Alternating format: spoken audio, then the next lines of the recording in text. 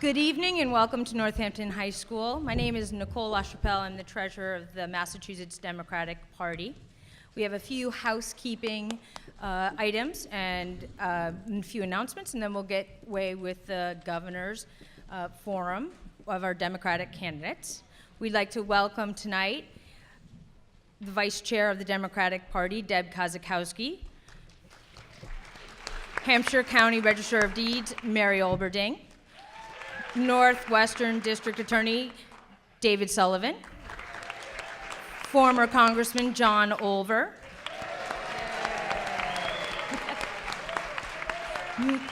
Mayor David Narkowitz of Northampton, former Mayor of Northampton Mary Claire Higgins. For housekeeping items, if you're in need of interpretive services, we have an interpreter right here to the left and seats available. We'd also like to thank the Northampton High School Theater Tech, Ryan, Chuck, Jonah, Abby, Connor, Saldia, Dan, and Dominic. Thank you very much. You've been great to work with. For those of you who've just walked in, there are seats still remaining up in the balcony, or if you're standing in the back and want a seat or cannot see from where you're standing, there are tons of seats upstairs, and we encourage you to go upstairs and make yourself comfortable. My last announcement before I introduce our next speaker is that if you like this event and you want to find out more about great Democratic candidates, on February 12th, the Northampton Democratic City Committee is sponsoring a similar forum right up the street at JFK Middle School of, here we go, Attorney General, Lieutenant Governor and Treasurer candidates, and it'll be on the 12th at 7 p.m. in the community room at JFK. So we encourage you to attend that and learn more about our great Democratic candidates. The person I bring to the microphone next is new to the position, but very old to Democratic politics and stands for values that are as old as the Democratic Party. He's our new chairman, Tom McGee, Senator from Lynn, Mass.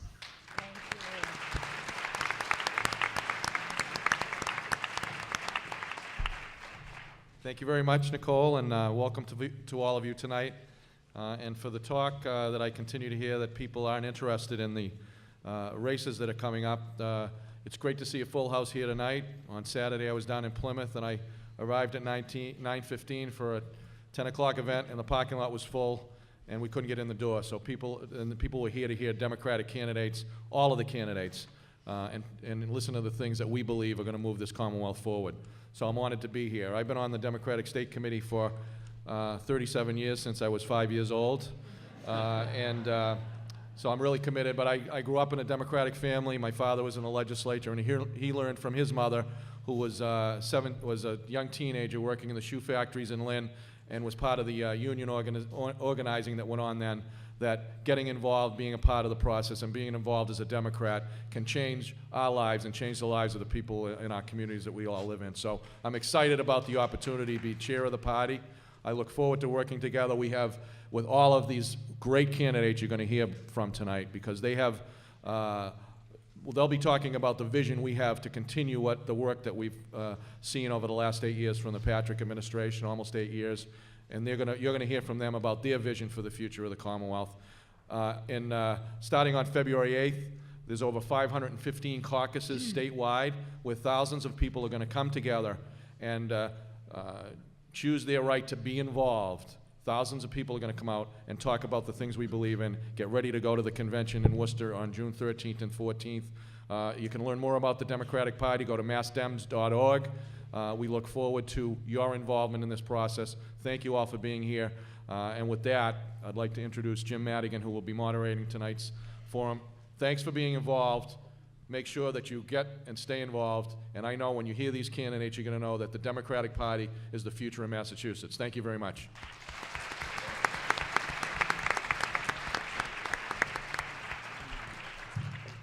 Good evening. Thank you, Senator. We have a pretty simple format tonight. 1-minute opening statements. The candidates will be starting in alphabetical order. That order will then rotate throughout the evening. I'll be asking 6 questions gathered by the organizing committees from the community. Those questions are in your program. The candidates were advised of them in advance. Our panel of journalists will ask a total of 10 questions they have prepared. The candidates don't know those questions. Then we'll have closing statements. We ask you to please hold your applause or any comments so that we'll have time for all of the scheduled questions.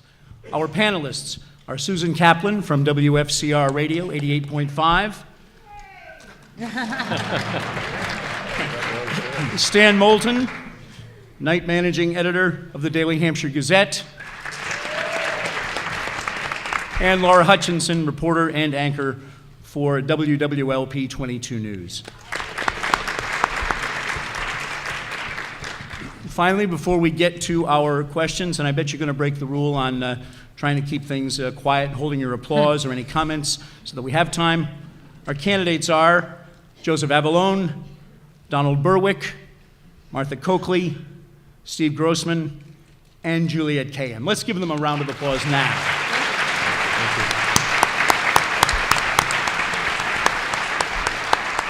We so appreciate them coming to spend an evening with us here in Western Massachusetts. Opening statements now, again in alphabetical order, 1 minute each. Mr. Avellone. Thank you, Jim. I'm running for governor because I love Massachusetts and I want to give back. I went into surgery 30 years ago because I wanted to help people. I met my wife Sandy, a Worcester resident, and we've raised 3 wonderful children. And I believe that my unique background and ability to get results is what we really need now in our Commonwealth. I've been running for a year, 129 cities and towns, and over 400 events, and I've seen a very different Massachusetts. Thousands of people that I've talked to don't think that politics as usual is working for them. The needs of the middle class are not being met. I am not a Beacon Hill politician, and this is no time for politics as usual. The next governor faces 2 critical tasks: to create thousands of jobs in a world economy and to control our healthcare costs, the highest in the world. I'm the only candidate that's done both of those things, and I believe I can be the leader we need now for our Commonwealth. I ask for your support, and I thank you for being here tonight. 1 minute, Mr. Berwick. I'm Don Berwick. I'd like to be your governor. I'm a pediatrician and an executive. I started, and for 20 years I ran what's now one of the largest nonprofit organizations in the world working on healthcare improvement. And then President Obama asked me to come to Washington to run Medicare and Medicaid.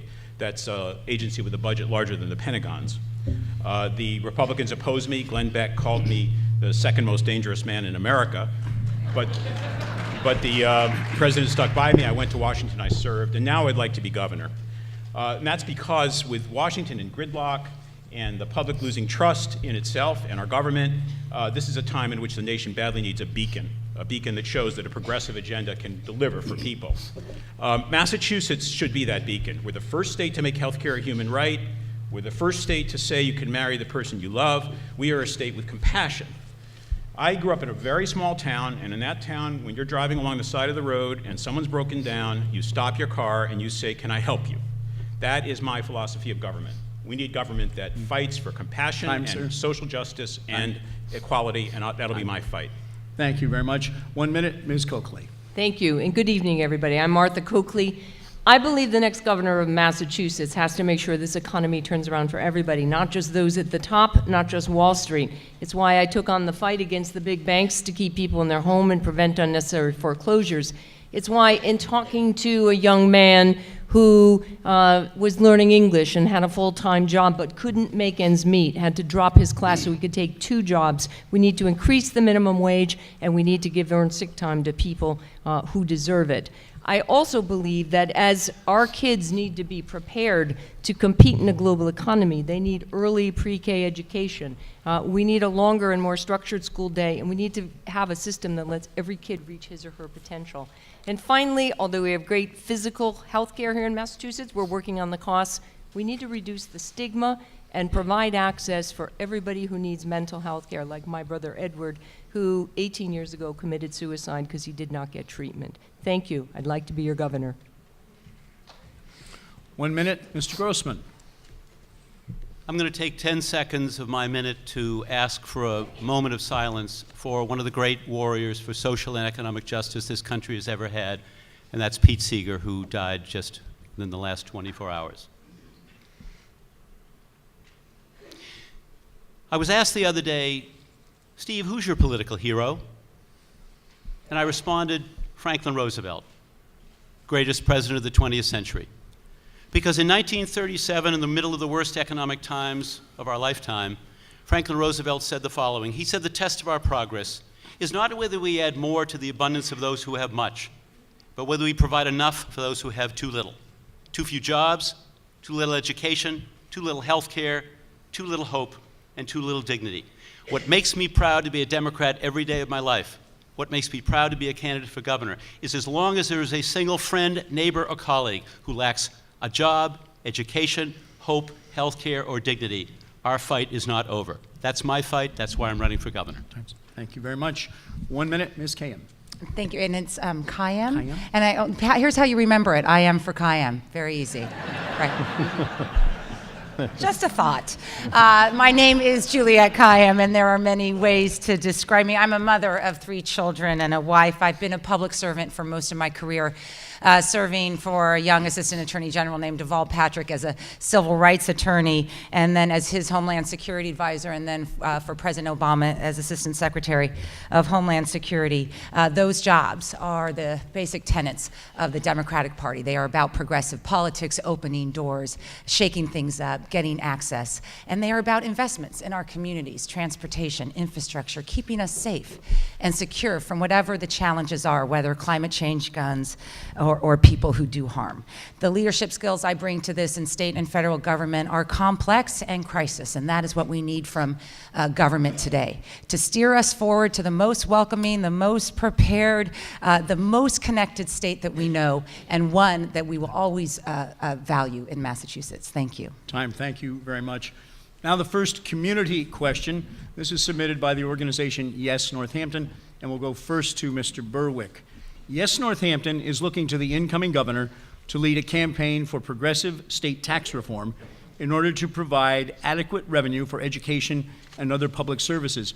What is your plan to do that? I'm completely with you. Any candidate for governor that looks at our education, our infrastructure, our backlog, and the social safety net. Mics are not on. I think we have to be very close and directly onto the mics, perhaps. Thanks. I support this idea. Any candidate for governor that looks at our education, infrastructure, defects in our safety net is going to have to take a stand that we need sources of revenue in this Commonwealth to shape the kind of community and Commonwealth that we want. There are 3 sources from my point of view. One is healthcare reform. Our healthcare system is the most expensive in the nation, and it's highly wasteful. I'm the only candidate that's put single-payer healthcare on the table, and it's partly to return money to you so we can use it for our communities. Second is tax loopholes and exemptions. They've taken over a lot of our budget. A lot of them make no sense. I want to reset the button on that to 0. Tax loopholes that provide jobs or support the safety net, I will support. Others are not in play. And the third is we need tax policy that's fair in this Commonwealth, which means if you're at the low end of the income spectrum, your income tax rate should be lower. And if you're at the high end of the income spectrum, tax rate should be higher. And I will work in that direction in this Commonwealth with you and with anyone that will support that. Ms. Coakley, a minute. Thank you. So I believe the operative principle here has to be that we cannot increase the tax burden on those who can afford it the least, and that as we look at this issue as how we provide for investing in the things we care about and the things we want to do in Massachusetts. It includes our education, our infrastructure. You know, and we're going to talk about that tonight, all those things that we want to and need to pay for. I believe that we need to first make sure that as revenues turn around, that we do it at the state level, increase those revenues from expanding the economy, that we help you do that at the local level. I think we've done our bit trying to keep people in their homes and make sure that we turn around the housing situation so you have more income at the local level. And we do need to look at issues like earned income tax credits, as Don Berwick said, what those loopholes are, and make sure that the tax code is fair.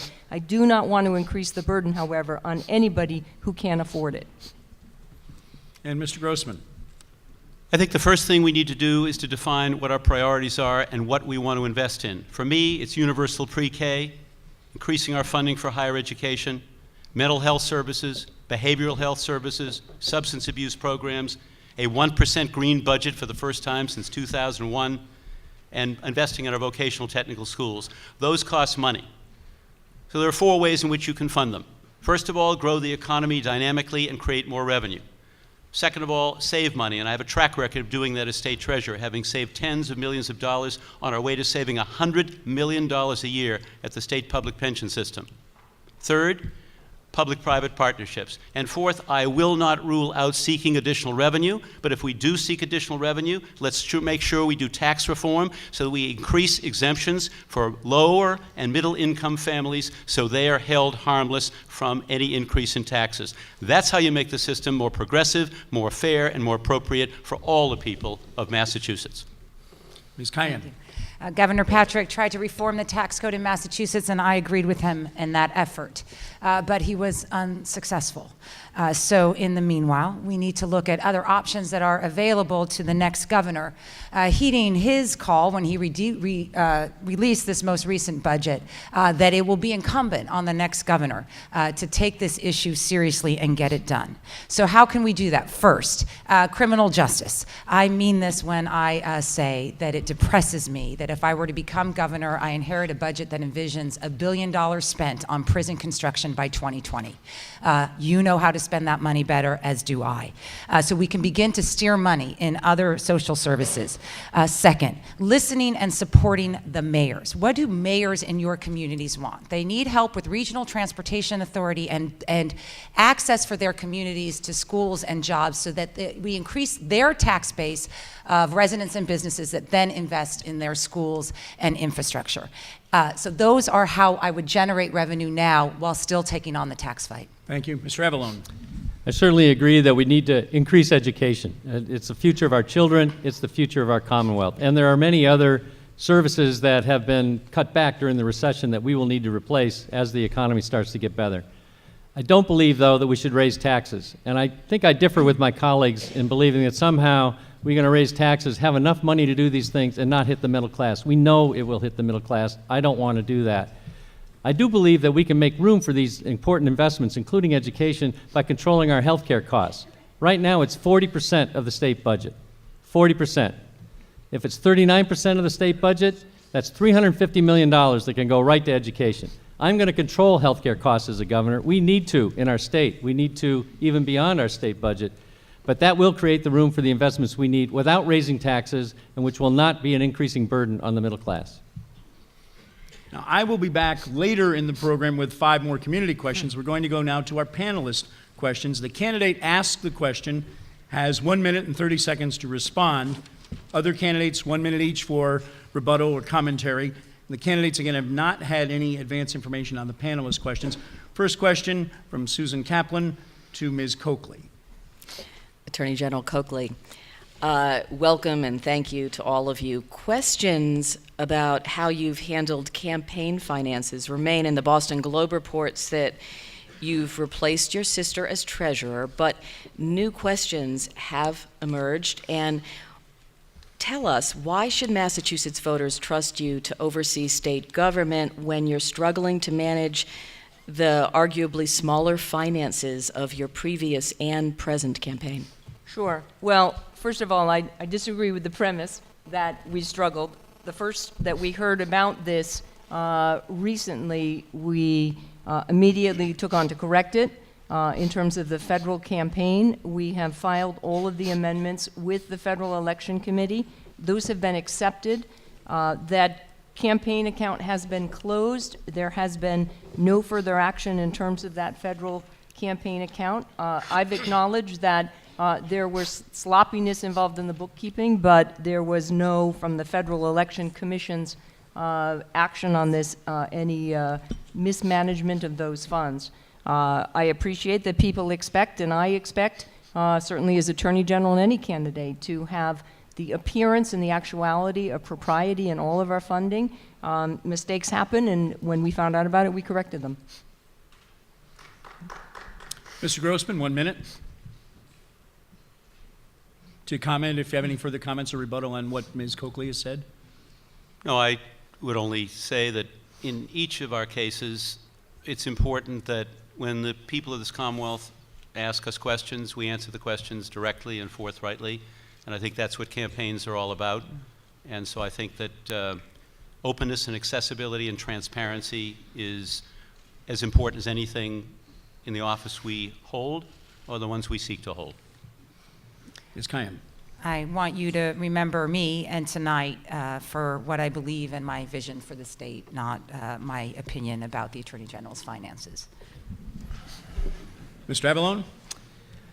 Well, I do believe that the governor, to be governor, needs to be completely transparent and open with all of our citizens, and I believe that the Attorney General will be that way in making her explanation of what's occurred. I know that she has certainly acted honorably as Attorney General, and I imagine if there are more questions that she will give the explanation that's necessary, and I think that's an important test for governor, and I think she will probably proceed that way.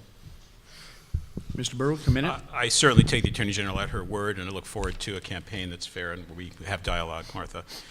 More generally, I want to say that it is absolutely clear to me that in public service, as I think we all know and agree, the ethical standards have to be beyond reproach, and watching the misbehaviors among legislators here on occasion, or the defects in management of departments of government that really ought to be diligently managed and accountable is not acceptable. We need absolutely top-level management and high-level ethics of the Commonwealth, and I think all 5 of us agree on that.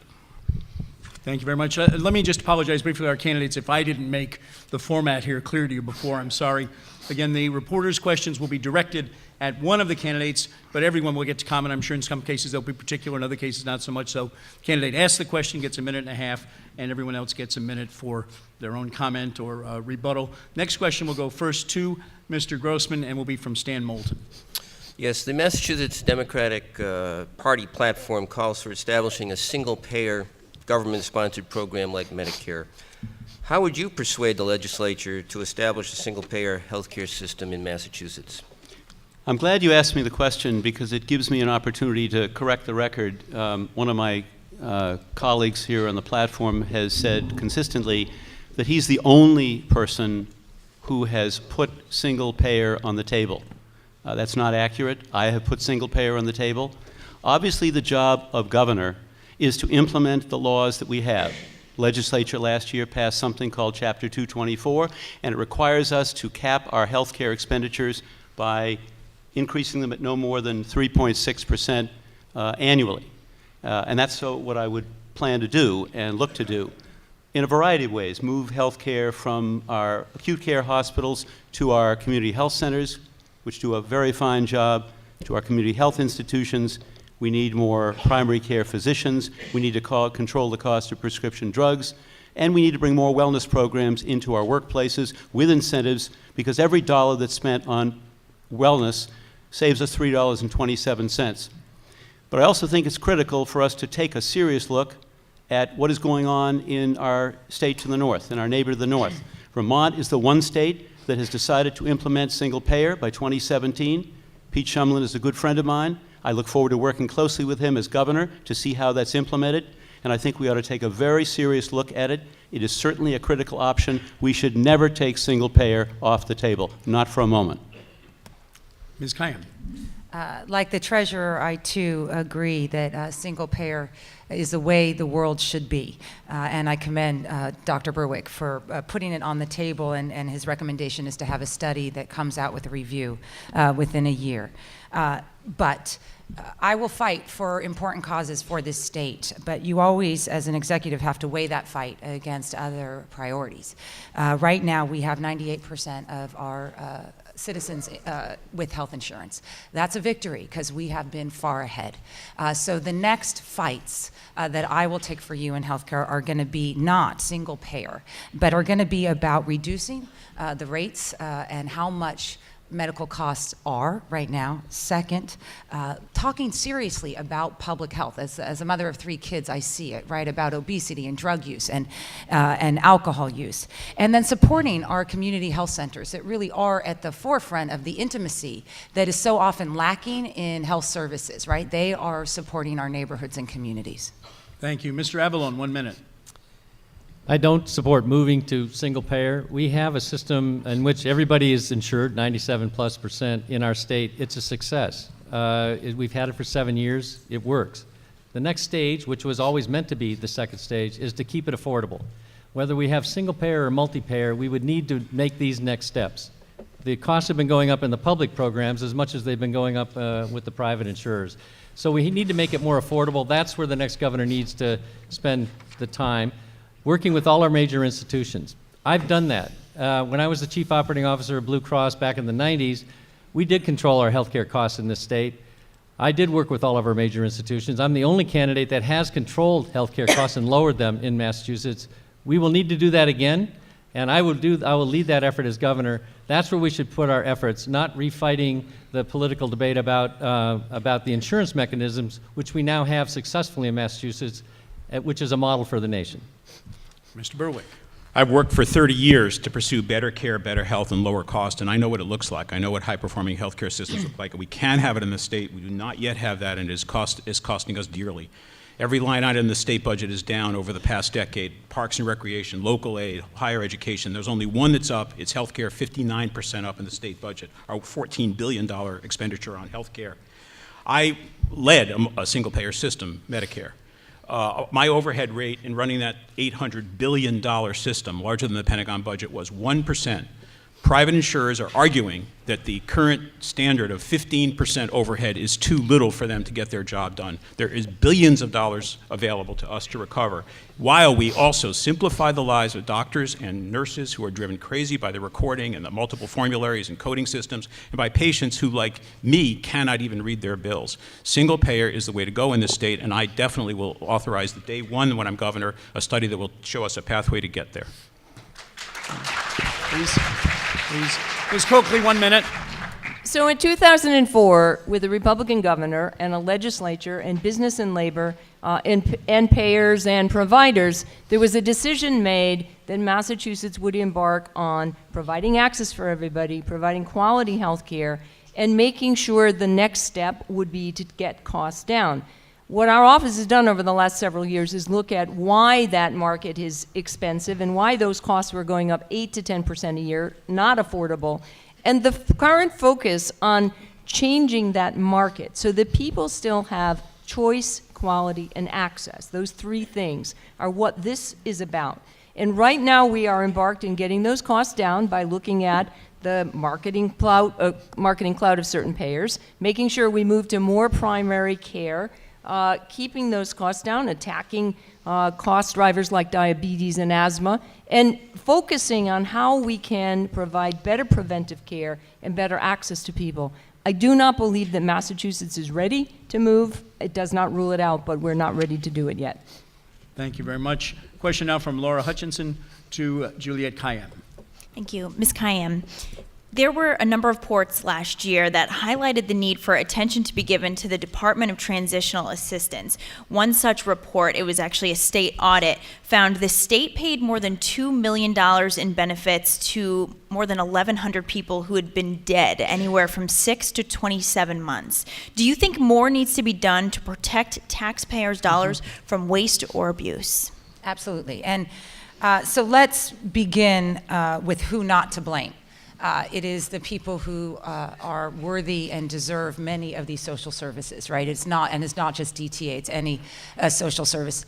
And the obligation of Democrats in particular is the delivery of these social services, whether it is websites or whether it is protection of children and families in a good way, right? It's as simple as that. Because if we don't deliver social services that we believe in an efficient manner, in a way that saves taxpayer money but is humane and caring to citizens who need it, people will lose faith in the social service itself. And we fail them, and the party fails them. So I am committed to the administering of these services in the best way possible without blaming the recipients. And as someone who has been in operations all of my career, right, crisis situations, situations in which you have to put the pieces together, that is what I care about. It is not simply that Democrats can have good ideas or important social services. It is that we have to be able to provide government services in a way that works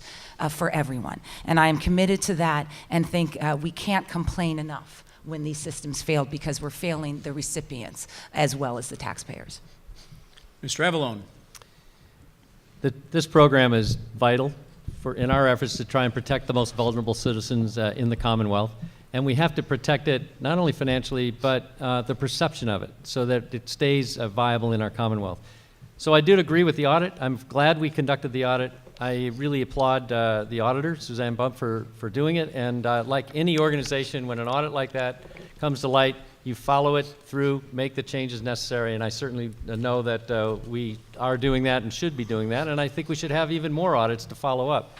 I do think that the answer here lies in technology. I think the EBT cards, we can use updated technology so it makes it very clear who's purchasing what with them. Think of what we all know based on the phones that we have today and what people know about us. Clearly technology is there. We can bring back the integrity of the system rather simply with the technology. And I think that we owe it to the good people who need this assistance, and certainly the taxpayers as well, to make sure that it works with high integrity. Mr. Berwick. The challenge here is balance and maturity. I have no patience at all with fraud. When I went and ran Medicare and Medicaid for the president, we had major efforts going on in this nation under the Affordable Care Act and before to fight fraud, and the fraud was, it was terrible. Billions of dollars being taken that we returned to the public treasury with strike forces. We work with the FBI, the Department of Justice, local law enforcement. We need to be diligent about that. But let's keep first things first.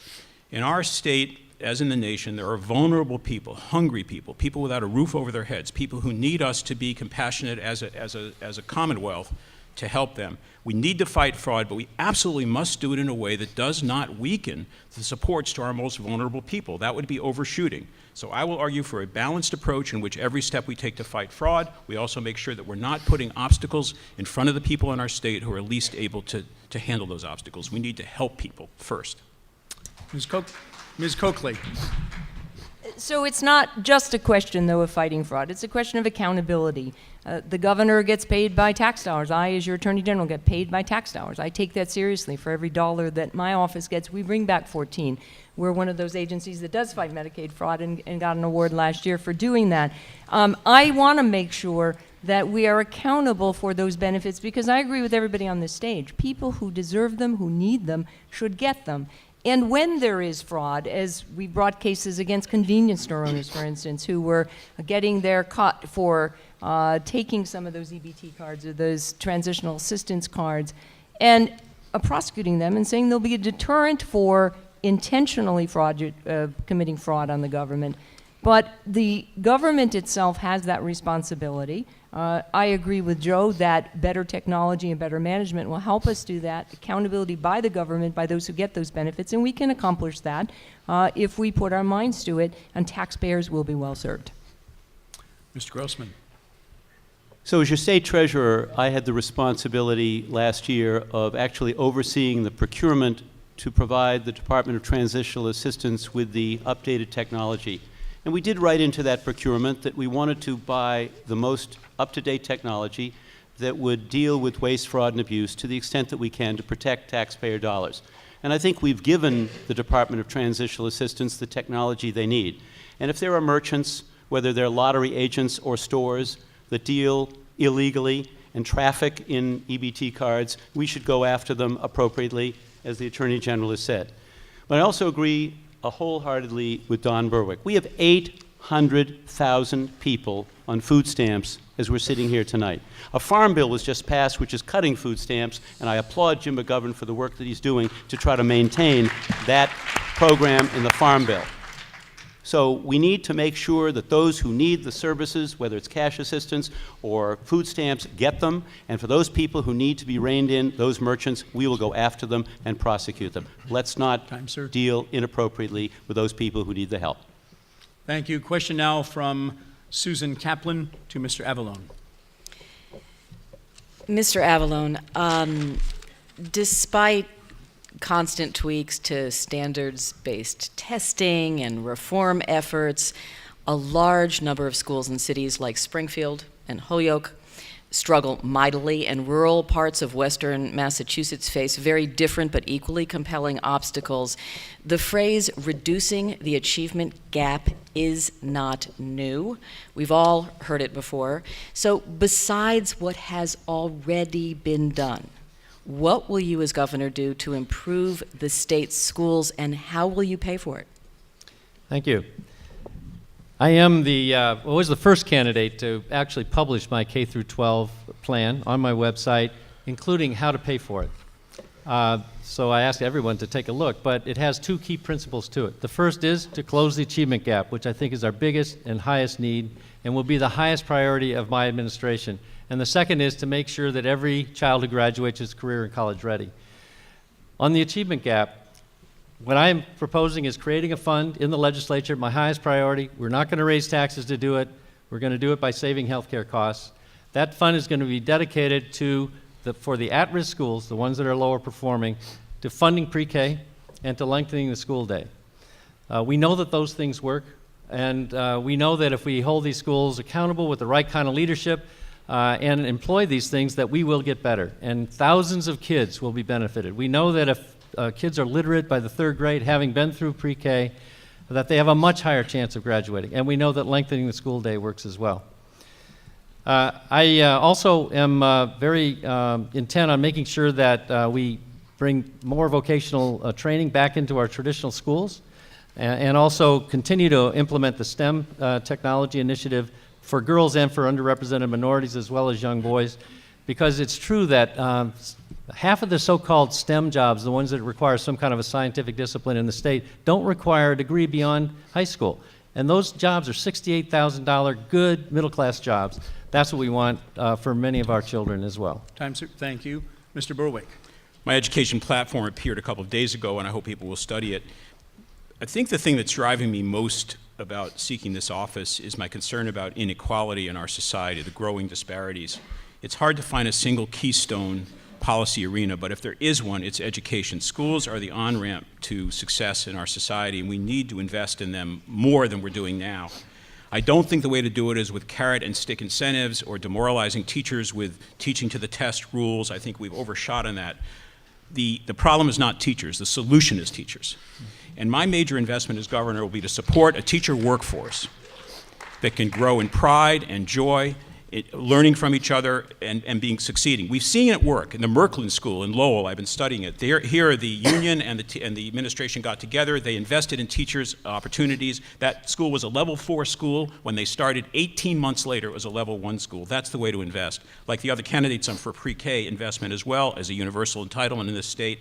And I think also business linkages to schools are key. Thank you. Ms. Coakley. So I think we all agree on what we should be doing, and we've had successes. If you look at some of our pilot schools, our innovation schools, our charter schools, we know the studies that say pre-K helps kids do better. We know the kids who can't read in the 3rd grade aren't likely to succeed. They're going to fall off the map. I agree with Don that we start with teachers. Talk to teachers about what they need and how they teach kids. And you visit schools like the University Park School that works with Clark University, and you see in a building that's built in 1885, groups of students who are learning geometry but are writing about it. And so they work with each other, they work with the teachers, and every one of those kids is planning to go to college at a time when 10, 15 years ago, none of them would have gone if they even finished high school. That is the kind of thing we can do here in Massachusetts. I would say, how can we not invest in it? And it costs us too much money in our criminal justice system, in our social service system when we don't do it. Mr. Grossman. So the skills gap in our older industrial cities, the gateway communities, the neighborhoods of some of our larger cities is about poverty. We need to take a look at the Chapter 70 funding formula. I had a conversation within the last couple of days with my dear friend Stan Rosenberg, who endorsed me for governor. And there is a work underway to take a look at the Chapter 70 formula to make it fair. And pre-K is something we all agree on, but let's understand, there's a waiting list of 25,000 kids. This year's budget, the one that just came out, only takes 1,700 children off that waiting list. That means there are still 23,300 kids who may not be reading fluently by the end of the 3rd grade. How to pay for it? I think that was one of the questions. You either pay for it by growing the economy, by public-private partnership, by saving, or by not taking additional revenue off the table. And I will not take revenue off the table. And if we do that, it's got to be done in a fair, more progressive way to hold harmless those lower and middle-income families. Those are the ways to pay for it. Those are our priorities. Thank you, sir. Ms. Kayam. As a mother, and if I were to become governor, I have the same goals for our children. I want them to thrive, I want them to be happy, I want them to be creative, and I want them to stay in Massachusetts. And that is why we invest and have to invest in our students. So it begins with universal pre-K, and it begins thinking creatively about how to fund it, because anyone who's entered the public school system has kids knows that the gap that exists for those pre-Kers, those who had pre-K experience and those who didn't, is a gap that doesn't get closed. So you either find new sources of revenue, you support private-public partnerships, you support community investments. But we are behind most other states now, and we will not be competitive in a global environment. Our children will leave to get jobs unless we commit to this now. And on the other end, we need to think about the 10th, 11th, 12th graders in terms of skills and development. And we have to think of education as an anywhere or anytime education approach, not the four walls of a schoolroom, and I'm committed to that. Time, thank you very much. Question from Stan Moulton. We'll go first to Mr. Berwick.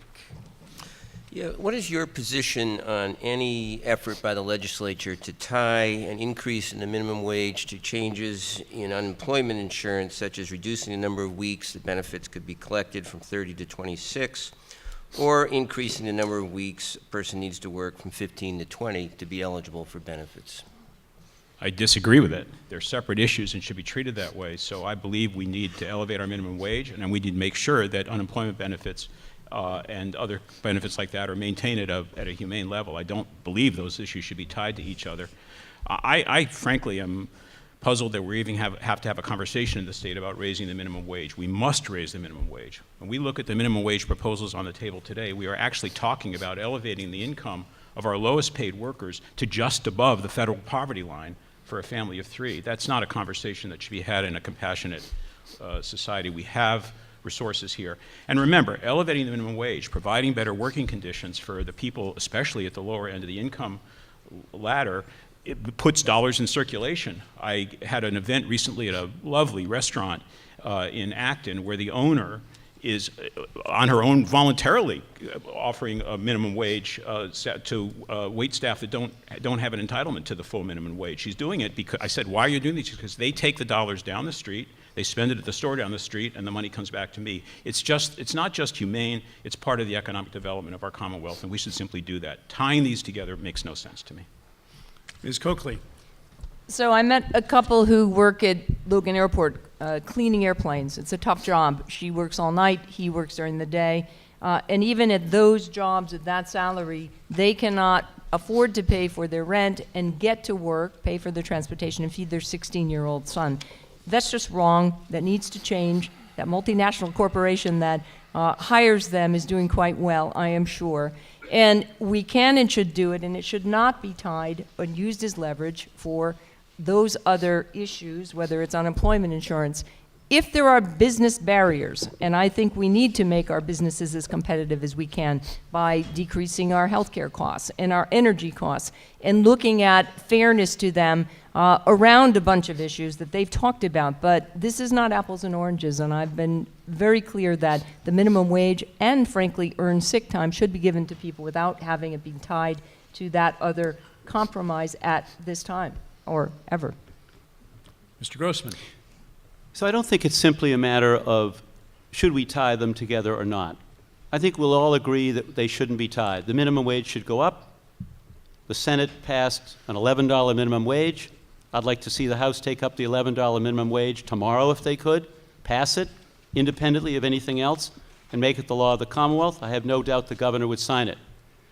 But I'll go further than that. It's not just about tying them together.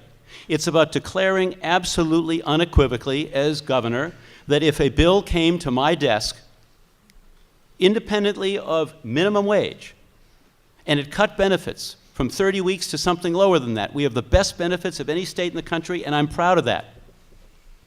Or if it increased the number of weeks of eligibility from 15 to something higher, I would veto that bill, send it back to the legislature, and I would keep vetoing it until they realize that that is not the direction we go. Massachusetts maintains a high level of unemployment benefits. We should be proud of that. We should maintain it. That's a lifeline for so many of our families, particularly with the federal government having cut them. Ms. Kayem. I can answer the question quickly, which is they shouldn't be tied. It is apples and oranges. It is an irrelevant discussion that is meant to undermine why we're talking about raising the minimum wage and why we need to do it. The reason why is because it's not about them. It is about us. It is about us as a state and our capacity to move forward with everyone belonging towards that sort of future Massachusetts that's going to be competitive in a global environment. For those who are too easily fall off, right, because they cannot afford or something happens in their life that throws them off, right, having an adequate minimum wage keeps them at the table and engaged in the state. It's about us. As governor as well, though, I have to commit to economic growth. It is not just about raising wages, it is the jobs that those wages, that people work in. So we have to equally be committed to economic growth in the state for Massachusetts jobs, right? For the jobs that will come here and create a business-friendly environment so they stay here. And Mr. Avellone. Well, I absolutely agree, as I think everybody does, that we need to raise the minimum wage. We need to do it as soon as possible. I agree with the Senate bill to bring it to $11. I think it's a failure of the system that we have people working full-time jobs and living in poverty in our state. And the one thing I would add to that is many of them are in large companies who essentially are creating value for their shareholders on the backs of these poor people. That's not right. We shouldn't have it. I would not tie it to any kind of reform with the unemployment insurance tax system, because when you tie things together in the legislature, often nothing gets done. And we can't afford it, especially with the minimum wage, to not get it done. Question now from Laura Hutchinson. We'll go first to Ms. Coakley. Ms. Coakley, this is a question about spending efficiently. One thing that makes our state unique is we're a right to shelter state.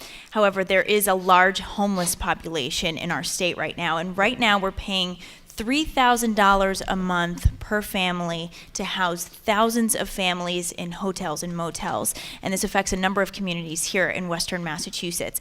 I want to know what you think about the decision to house families in hotels, and what would be your plan to help families move into more secure housing, more stable long-term environment quicker? Sure. Well, that's clearly a Band-Aid that's more expensive than it is helpful. It is what happens when budgets are short and we don't have the ability or haven't taken time to invest or think about it. I think it's important that we look at what the source of the homelessness is, because I think the solutions for them are different. For instance, I think it's a shame that in Boston we have a center for homeless veterans. I think that in this day and age that we have veterans who've served our country who are without homes is a disgrace. So that is one issue. How do we look at those homeless vets? And is that related to either behavioral or mental health issues, which may be in other parts of the population, or substance abuse issues that we also need to address before we can find good permanent housing for them? I think we have an issue with homeless children, and so that has to be done better than I think our DCF has been doing it. And the third issue are people who've lost their homes because of the foreclosure crisis, because they've lost equity in their homes and they've been foreclosed upon. Those are people with proper counseling, financing, we may be able to get back into homes. But that should be a goal for the governor, for the legislature, for everybody in this audience to say, how are we going to decrease, if not eliminate, homelessness in Massachusetts, and put the focus on particular groups of people to see what the solution is. Mr. Grossman. So the numbers that you cited actually equate to $46 million a year that we are spending in taxpayer dollars to cover those families that are in motels. And it's not just the money that we spend. Obviously, we would like to save the money. But I think about those children who are with their families, their mom, in that motel.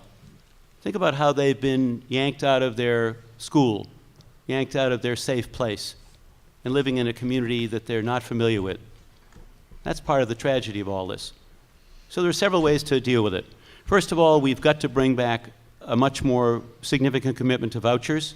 If it's not coming from the federal government, which will cut them dramatically, we should provide them at the state level. Those vouchers, those housing vouchers could matter.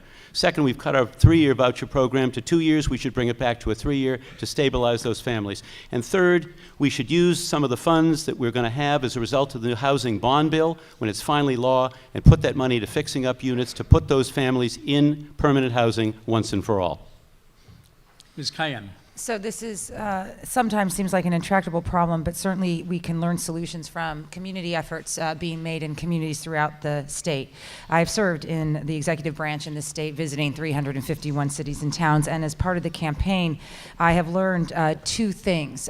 First is a support and focus on increasing and stabilizing the voucher program. We shouldn't view it as long-term. We need to view it as just an investment in keeping people housed, because once they are on the street, all is lost, essentially, especially for the children. But secondly, we need to think about affordable housing.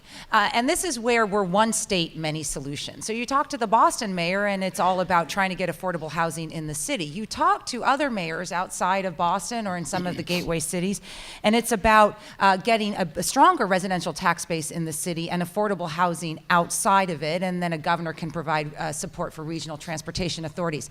So what I can vow on affordable housing is to listen to the solutions that mayors have and come to a solution for everyone. Thank you. Mr. Avellone. It's a tragedy that homelessness has been increasing in recent years. Certainly the economy plays into it, but also the state has cut back on certain things that have made some of the populations that are now homeless much more vulnerable to it. And it's and the biggest tragedy is the families that are involved. I think Steve was very eloquent in describing what that means to a child. So we have to increase our efforts. And some of it needs to go back to the root causes. The root causes for these populations are many. I had the privilege of being on the board of Boston Healthcare for the Homeless for 6 years. That took care of 12,000 homeless people in the Boston area. I'm sorry to say it's up to 12,000. Medical needs. The mental health needs that are not being addressed. The substance abuse needs that are not being addressed. And yes, sometimes the veterans, returnings, whose needs are not being addressed. Create a large part of this population that then puts more pressures on families when they fall out of housing, that they don't have the housing ability. So we have got to do more. We've got to do more to get at the root causes in particular, and that will solve the problem eventually. Thank you, sir. Mr. Berwick. In the nonprofit organization that I started and led, I got very interested in homelessness a number of years ago. In the world of improvement, quality improvement, that's part of my 3 decades of background, there's one important number, and that's 0. Bold goals in which you try to fix problems no one ever thought we could fix before. For me, homelessness is such a problem. I think it's a time for vision and very bold agendas here. Working, for example, with Roseanne Haggerty, a MacArthur Award, Genius Award winner, she's established a 100,000 homes project across the United States aiming for 0 chronic homelessness, and it can be done. I think the underlying causes are many. The work on substance abuse and mental health services is absolutely key to ending homelessness. But as governor, I would put that goal on the table. I don't see why we should be a state that calls itself compassionate, has the wealth of knowledge and industry and ambition that we do, and not tolerate even one single family homeless, and that would be my goal. Susan Kaplan, now a question that will go first to Mr. Grossman. Mr. Grossman, would you support a casino in your hometown? And what would you say to those residents living in cities where a casino is likely to be built, like Springfield, right, which is right down the street, who don't want it there? So if you asked me, and you did ask me, I did. would I support? I did. Would I vote for a casino in my hometown? The answer is I would not. Having said that, there is no city or town in Massachusetts that will have a casino that did not vote by majority to have casinos. They took a look at the pros and the cons, and there are many in this audience who would obviously say those are not a good investment. Right, I'm talking to the others in the question. Mm-hmm. Right, but I mean, those in Springfield, look, we believe in majority rule. We believe that the majority in any community. The reason I think the people of Springfield voted that they wanted MGM to come to Springfield is that they believed that the jobs that would come to them in a city with high levels of unemployment would benefit the people of the community. They believed that the revenues they would gain would enable them to invest in housing and health care and education. So when the people of a community say, we're willing to accept it, understanding the serious problems that attend it, understanding the gambling addiction and other things that attend it, but on balance saying the jobs and the revenue are going to improve the quality of life in our community, then I say to the residents of that community, if you've made that decision and a majority of you say that, we're going to accept that, and we're going to move forward and do the best we can to make sure that the city benefits and that the Commonwealth benefits in terms of jobs and in terms of revenue to spend on other important services. Ms. Cayenne.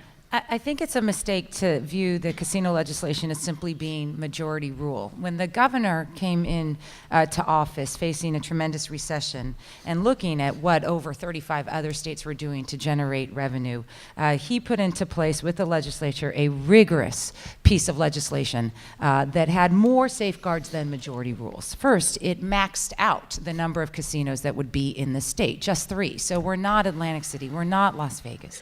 Second, the community involvement, right, which isn't just the vote. It is actually communities getting together to figure out whether they want it, need it, working with the private sector. And third, that some of those revenues would go to public safety and security, the police officers I often worked with and others, to ensure that communities, even those individuals who voted against it, would not be harmed by any potential. Fourth, I guess I should say this fourth, there is a commission that is so rigorous that some people wonder whether there will actually ever be a casino. That rigorousness is exactly what the legislation envisions, so there's lots of safeguards. Thank you. Mr. Avellone. I think the casinos, when the bill was passed, the revenues were oversold and the costs were underestimated. And in my community, I would not vote for it. I do think the law was carefully considered. It does allow for local control and very rigorous due diligence and vetting from the Gaming Commission as well. So I think we should allow the law to play out. And what that means is if there's a community in which there's going to be a casino, I think you have to be realistic that the costs are going to be somewhat higher there around addiction services, that there is going to be more pressure on small businesses in the area, and that the jobs that are going to be there for the long term are not the middle class jobs that we really need to build our economy around. And so I think the local community has to accept that. We are a democracy. I think democracy should prevail. And we should just start to pay more attention to the costs in those communities where it is going to happen. Mr. Berwick. I'm against casinos and for the repeal. I think it's a very bad deal for the state. It will hurt small businesses, and we know this because it has hurt small businesses in the states that allow casinos in. It'll increase DUI and petty crimes in the area, causing deterioration of neighborhoods. There's an overestimate in the revenue benefit to the Commonwealth. It is absolutely for sure the casino will cannibalize the lottery revenue to a tune of several $100 million, so the projection additional revenue is overestimated. And perhaps most importantly, it'll add a whole new public health burden to this Commonwealth, a mental health problem, families devastated by gambling addiction. It is a very bad deal and the wrong way to go. And I must say, I also fear that the casinos entering our state almost inevitably will push us toward online gambling, which has happened in many other states, and I just think that's even worse. So I think it's a bad move. The cost's not worth the benefit, and there are other ways to add to our economy and the revenues we need, both public and private. Ms. Coakley. So the first question's easy because I live in Medford and we don't have room for one. So I don't think anybody wants to put one there and we won't. On the second question, would you vote for it? I'm sorry. I'm sorry, just to get your answer. If there was a vote, would you vote for it? There won't be one in Medford, is my point. I don't live in a community that anybody would want to put one in or would host one. I'm answering your question, so it's moot. But not to. On the second question, which I think is more interesting, is, our legislature voted for casinos. My position at the time was, not the first place that would have gone for economic development. I think there are, knowing what my colleagues in New Jersey and in Nevada, frankly, have dealt with, they are expensive. We had no money laundering statute in Massachusetts, so I said, if we're going to do this, we need a money laundering statute. But the point is this: once local communities got to vote, many of them said no, and now this court will decide whether the people of Massachusetts will get to repeal that or not. And so we'll see what happens, but this is what democracy is about, and this discussion is a good one, I think. Ms. Coakley, one of the kind of neat parts about being moderators, you can be really nasty sometimes. And if you move to another community or if something happened and changed things in Medford, do you have an idea of if you would vote A or nay on I would probably vote no personally. Thank you very much. Our next question, Stan Moulton, will go to Ms. Cayenne. Legislation to tighten the state's gun regulations is expected this year, reflecting recommendations from the Gun Violence Task Force, which was appointed by the House Speaker. Among the possible changes are tougher sentences for criminals who use illegal firearms in committing a crime, creating a system of universal background checks and reforming the state's licensing process, and increased disclosure of state mental health records for anyone seeking a firearms permit. Which of these measures would you support, and more generally, how would you make gun control a priority for your administration? Thank you for that, because for anyone who thinks about the safety and security of our communities and risk reduction, you think about things like climate change and you think about guns, because that's what's killing our children. So all of those provisions are something that I would pursue. I actually think, though, of the priorities, that the loophole for gun show purchases is an area where this state could advance. This is where it's good to be a progressive state, could advance further than the federal government without bumping into federal laws, and would pursue that as well. Tougher sentences, background checks, all of them are necessary. So how do I put this in the context of an overall agenda for our safety and security? So it begins with that Massachusetts is surrounded by a lot of states with much more permissive gun laws. So I would need to work with other governors around New England and to ensure the stop of the traffic of guns and to ensure or hope that they work with their state legislators to buttress at least the sort of transfer of guns and ammunition, which sometimes, like in New Hampshire, for example, can come to the harm of Massachusetts. Second, this is a public health issue. There is lawful ownership of guns. There is also just totally irresponsible behavior. So we need to begin to talk seriously about the responsibility of gun ownership. That includes having gun locks. That includes not cleaning your gun when your children are around. Those are the things we also have to talk about so that gun ownership can be protected as well. Ms. Hunt, thank you very much. Mr. Avellone. I started out my adult life as a surgeon, and unfortunately took care of too many, often young people that came to the hospital and died or almost died or were left maimed in many ways because of gun violence. So it's not just these mass murders that we think about and that the legislation has been targeting, but our cities are swimming in guns and handguns. And so much more attention to youth violence in our cities. I spent 5 different weekends walking in neighborhoods where youth had been killed in the last, within weeks, and saw the fear and the paralysis in those neighborhoods. So I support all the 4 measures you mentioned, including the increased disclosure around mental health for people that may have dangerous tendencies. But I also know that to really get at this problem, we have to decrease youth violence in the cities, and there are things that we have to put back that we know worked there before. Summer jobs, reentry programs, gang diversion programs, and the like, and we have to get back to that in many of the cities in the Commonwealth. Mr. Berwick. I'm a pediatrician, and weapons of war have no place on our streets. 7,000 kids, 20 a day, have gunshot injuries in our country. 3,000 never make it to the emergency room. I think, I don't remember exactly the total, but the number of gunshot injuries we have in our country are more per capita than the next 15 countries combined. We need strong federal legislation on this. We need to stand behind that at the federal level, because we need the help at the state level to get guns under control. We need a backbone in Congress. At the state level, we have strong gun laws. We need to keep them and strengthen them. Mental health services really count. And I want to also weigh in on the gang violence issue. We can really do something about that. One of the most incredible meetings I've had as a candidate so far has been with Reverend David Wright, with the Black Ministerial Alliance in Boston, who now is putting together a consortium of civil society organizations trying to work on gang violence, and it's going to work. I can watch the will build there to help young people avoid the hazards. I must tell you of a child I had who had leukemia. We cured it, and while his brother got killed by a gunshot through the front door of his house. Ms. Coakley. So we have the toughest gun laws in the country in Massachusetts, and we have too many guns coming in from other New England states or from southern states. And so dealing with that issue, to me, is 2 sorts of people who shouldn't have guns. People who are criminals, so they have criminal intent and they're going to shoot. We've already had 9 homicides in Boston this year. In the hands of people who shouldn't have guns. And we also have to deal with the ways in which we do appropriate threat assessment of those people who, because of a behavioral or mental illness, are dangerous. There's no statistic that says people who are mentally ill are more dangerous than others, but there are a certain number of people, if we do not do the appropriate threat assessment, are dangerous, like an Adam Lanza, or others that we know about that often end up in suicides as well as murders. We do need a federal assault ban. There's no other way around it. We have it in Massachusetts. We need federal legislation to change that piece. And Mr. Grossman.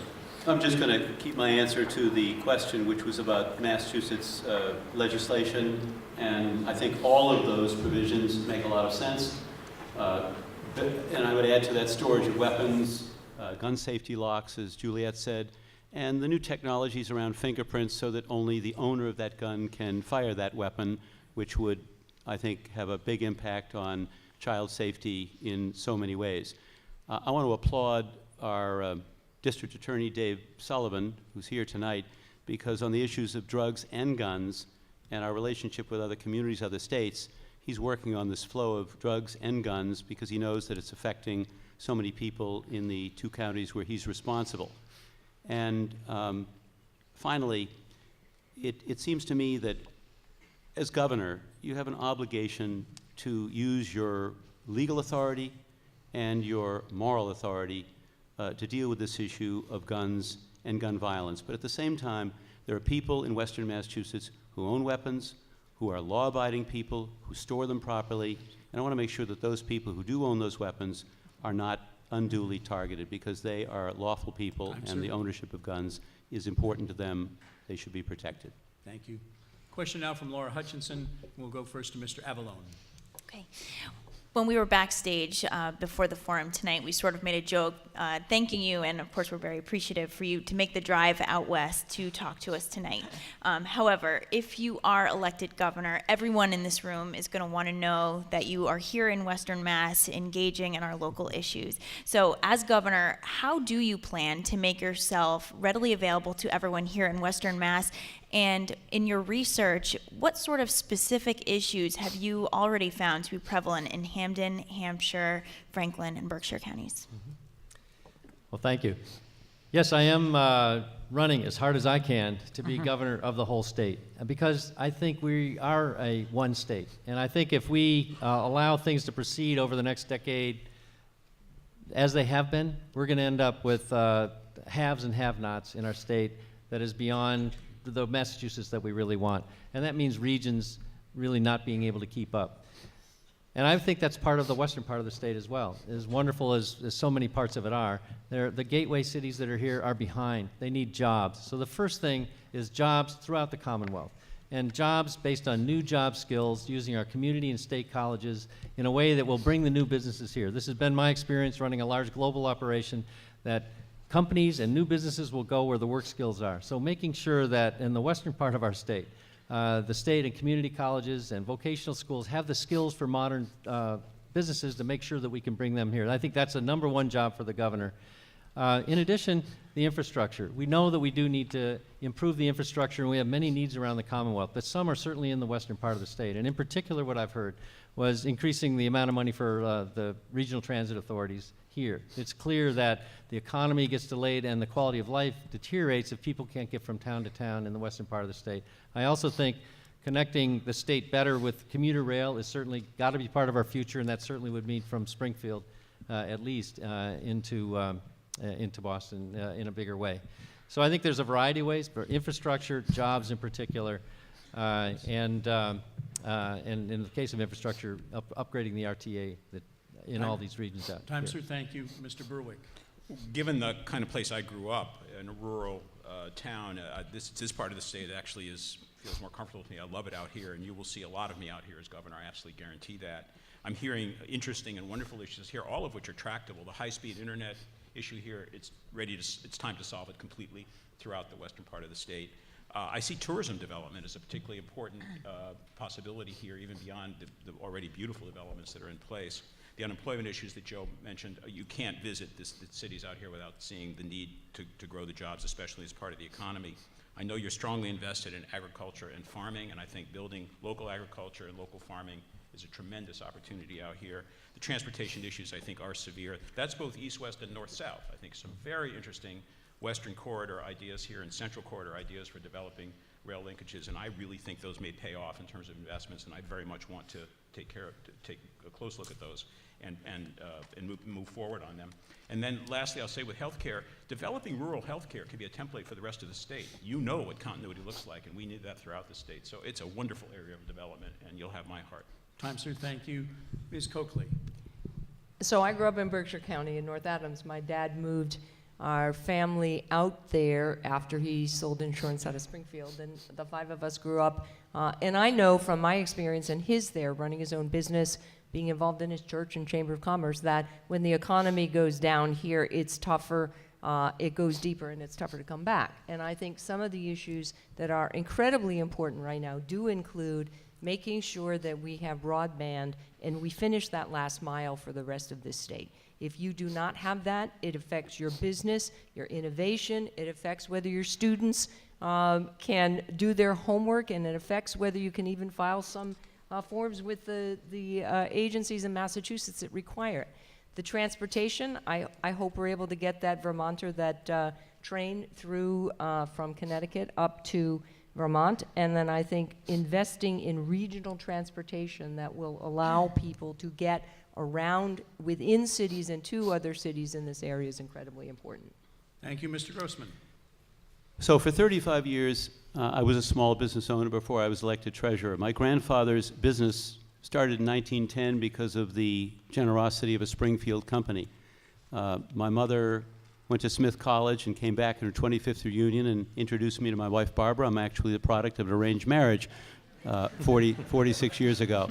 I remember standing on the stage at the Hotel Northampton in June of 1991 with John Olver, who's sitting right here, in one of the most important elections the state has ever seen.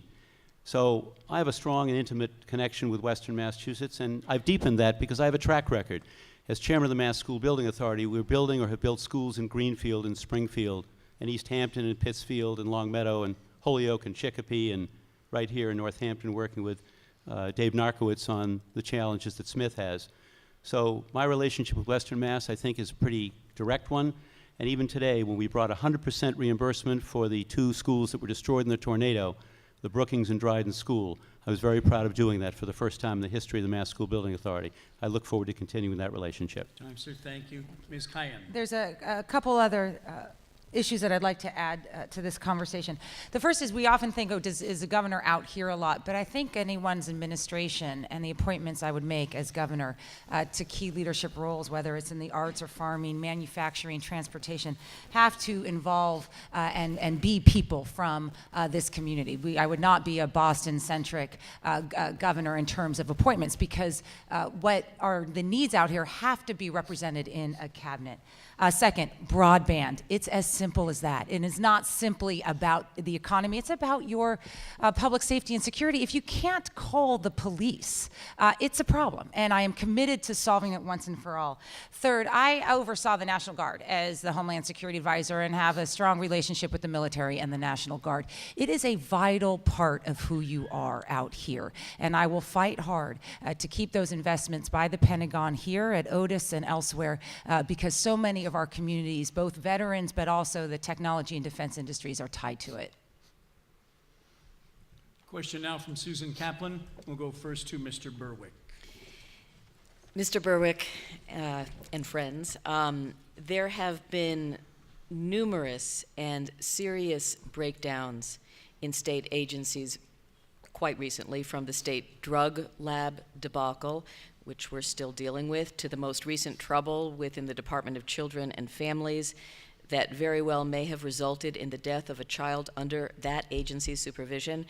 The question is, what exactly would you do to lessen the chances of these kinds of problems happening again, and why do you think they happened to begin with? They are management failures and are absolutely unacceptable. State government has to function with a level of excellence and commitment to quality that would behoove a highly successful business. For 30 years, quality, executive leadership and improvement have been my main interest. What do you need to do as a leader that establishes in a workforce a set of accountabilities, metrics, and permission to use their minds to do things well? What encourages a workforce to make changes? When I ran Medicare and Medicaid for the president, I was the first administrator they'd had in 6 years. The workforce was hungry for leadership. What I brought there was a set of goals, a set of metrics, and a whole array of training opportunities for the staff to begin to remind them of the importance of their mission every single day, of focusing on the needs of the millions of people who depend on them, and personally, as a leader, training them on the methods of improvement and quality that's been my mainstay for 30 years. I would bring that to state government. I want to bring Massachusetts state government throughout all of the agencies to a level of accountability and capability and pride and joy in being in the state workforce that would make us the envy of the rest of the country. That will be a central agenda for me as governor. Ms. Coakley. So for the last 25 years or so, I've worked in one capacity or another with what was DSS and now DCF. And I have said publicly, and I've thought this for a while, that because that agency has a mission to keep families together and protect children, that mission isn't clear. And for many social workers trying to do a good job every day, it's hard to do that when you walk into a home or a family that has a multitude of problems and it's not clear where you go or what you do or even what your resources are. I think that we need to have within that agency a division that's just responsible for protecting kids, that would keep track of kids and make sure that if they need to be removed, they are. They would be the advocate also if it were able to go back and keep that family together. But in the court system and in the social service system, I think that is a better way to make sure we do our best for every kid. I believe that mission of keeping kids safe can be at loggerheads with keeping the family together. Not always. In many instances it isn't. In the other instance, I'm familiar with that. Our office brought criminal charges against the lab worker who we believed had criminal conduct. I also believe there was lack of supervision and management on that, and so I believe that it's important that we have great oversight and do the best we can to keep kids safe and to protect taxpayer dollars and make sure defendants are treated fairly. Thank you. Mr. Grossman. So I think this is about fundamental principles of leadership. When I was sworn in as state treasurer on January 19th of 2011, I made two commitments to the people of Massachusetts. First, I said for every job I fill, I'll hire the best person, because for 35 years as CEO of our family business, which grew dramatically under my leadership, we hired the best people. I said I would hire the best people. I also said the people I hired would reflect the diversity of the society in which we live, and I'm proud that 35% of the people we've hired at Treasury are people from diverse communities.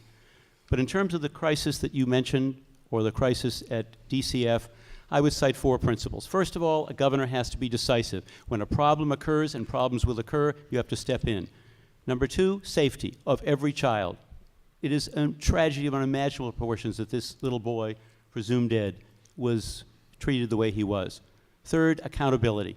Every single person has to be accountable, from the commissioner down to the person who was hired yesterday. And finally, reform. Take a look at the situation, reform the system, make sure it never happens again. Thank you, sir. Ms. Kayan. As I said earlier, as Democrats, we should be more angry about when these services fail, because they not only fail the individual, Jeremiah, the young child, but also they failed the beliefs that we have about government's role. But beyond anger, all of us have been executive leaders, and we will tell you the honest truth. Stuff happens. And you judge an executive not by whether the thing happened, which sometimes can't be controlled, but what we learn from it.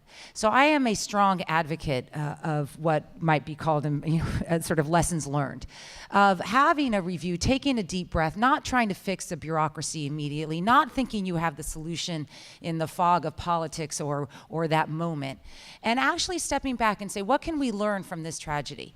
And then investing the resources in the examination of what we can learn, and then looping back and fixing government.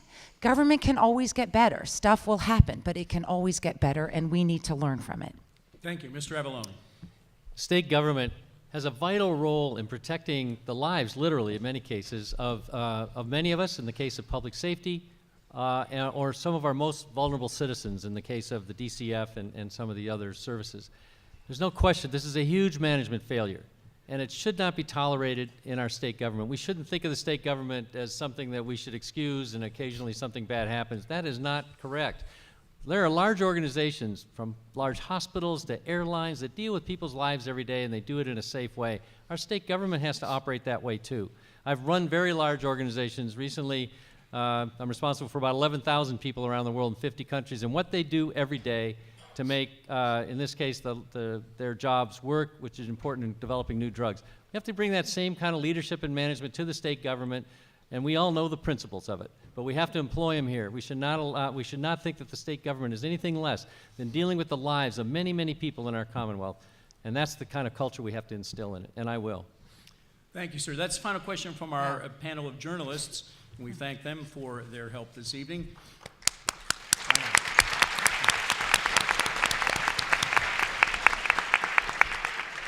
We turn now to the questions that were presented in advance to the candidates, their campaigns.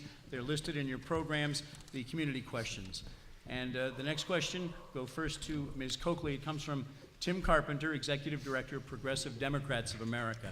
As governor, what concrete steps will you take to advance a constitutional amendment to overturn the Citizens United ruling and to support other key reforms to defend the basic promise of government of, by, and for the people? Ms. Coakley. Well, as Attorney General, I've already taken those steps because I have organized and worked with other attorneys general to make sure we do what we need to do to overturn this decision, which is amend the Constitution. That's a long, arduous process. We need your help in doing it, by the way, because we need to do it state by state. We need to do it by state legislature. This decision, I believe, undercuts the very basic fabric of what we believe as a democracy and as Democrats, that your voice as an individual person is what matters, and that unless we overturn that decision and indeed require disclosure in the short run from where that money is coming from, we are going to lose our opportunity really to say we live in a democracy. I think we can't overstate what that decision does, and I'm concerned that we have a Supreme Court that is cutting access from the democratic process as well as access to courts for individuals who seek redress in a criminal or in a civil context. So you all need to work with us to make sure that we change that. Mr. Grossman. I have no doubt that we all would work very hard to overturn Citizens United. We need to do that. I think there's a consensus. I can't see the crowd because of the lights, but I don't think a hand would go up if we asked whether there was somebody here who thinks Citizens United is a good idea. I'm on the record over the years, both as chairman of the Democratic National Committee and as a citizen, favoring public financing of campaigns. I wish we had gone that route. We should. I also oversee the state's public pension system. We have $57 billion of stock in 9,000 companies, and we actually changed our proxy voting guidelines back in 2011, and I was proud to have led that effort to make sure that any company in which we own stock and spends shareholders' money for political purposes that's not fully disclosed or that is done at all, we should vote against that company. We should let those boards of directors know that it's not acceptable to use shareholders' money, taxpayers' money, to do that. And finally, I was the first candidate for the Democratic nomination of governor who suggested a people's pledge. A people's pledge just like the one that Ed Markey and Stephen Lynch signed. If we can keep unregulated money out of this race, that would be a good thing, and I hope we can all get that pledge signed, and let's sign it tonight. Thank you very much. Ms. Kayam. Yes, like the treasurer, I don't think there's much debate about the substance here. As a new candidate, I can't tell you how horrible money is in the system. And I would be for public financing of campaigns as well. For someone trying to start a campaign, it is all about money. And that is unfortunate because that's not why people like me run for governor. So just to give you a sense of how it has infiltrated. So how do we fight back absent a constitutional amendment? One is the vote still works. And one of my goals in this campaign is to energize the base and young people who believe in public service but just don't vote, right? That's a gap that's are failing. And so to engage them in the process, because voting will get more people of their generation and more progressives in office. Secondly, if I am governor, I am sure to try hard and work hard to make sure that our Supreme Court justices, the next Supreme Court justices, are progressive, and that will require a Democratic governor, a Democratic president in 2016. I look forward to seeing her.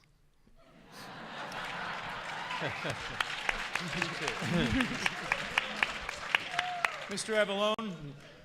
Well, Citizens United is an abomination. It's not only going to lead to bad politics, it's going to ultimately lead to bad government. And we have to do everything we can to reverse it. If that takes a constitutional amendment of the federal Constitution, I would certainly do everything we need to do to back that at the federal level, and then certainly ratify it at the state level when the time comes. I do believe that money controls too much of local politics as well. When Steve was floating the idea of the People's Pledge, I think we all agree with that. Certainly we don't want outside money here, but I think we should go farther. I put out a press release this summer asking that we go farther, that we limit PACs and registered lobbyist donations in our state. I don't have full agreement from some of our colleagues on that, but I think this is where we need to go in the future in order to have people's faith in government restored. Right now, they don't think the system's working for them. They think the system is rigged by special interests. Mr. Berwick? I think Citizens United is the most toxic element of public policy that our country has seen in a century. I saw it work in Washington in my time in the administration. The way that money talks and controls special interests over public interests was stunning. I fought it every day, sometimes successfully, sometimes not, but we need to overturn Citizens United. We need our state behind a constitutional amendment. As we all agree, as governor, I would work very hard with other states to get as many states as possible on this very important trajectory. Meanwhile, back here, we can work on election participation. That's key. I fully support the bills now being considered for early voting and for election day registration. In any way we can make it easier for people to participate in democracy. Voices can overcome the toxicity of money if we mobilize those voices. As far as a pledge goes, my staff well know I will agree to any pledge that my colleagues all agree upon. Our next question goes first to Mr. Grossman. It comes from Phil Corman, Executive Director in Sustaining Agriculture, CISA. What state policies would you advocate to ensure that local farms thrive and that all residents have access to fresh and healthy local food? Well, the good news is in the last 14 years, we've seen a roughly 25% increase in local farms here in Massachusetts. So there's some good things going on. As governor, I think you can do a number of things. First, year-round farmers markets would certainly promote local food and local produce. I salute the Agricultural Commission here in Northampton for the efforts they have undertaken to increase access to fresh food for lower-income people. We should take some of those recommendations, some of those best practices, and promote them all over the Commonwealth. But I think we can promote local food, locally grown food and produce by making sure that we try hard in our schools, in our colleges, in our universities, in our hospitals, and in public institutions to use locally grown food, locally grown produce. I was in the marketing communications business for 35 years, and if a governor gets behind an effort, a comprehensive effort to promote locally grown food all over the Commonwealth on behalf of the farmers, we can not only improve the health of our citizens, but also improve our economy and create jobs, particularly in the farms of the western counties of the state. Thank you.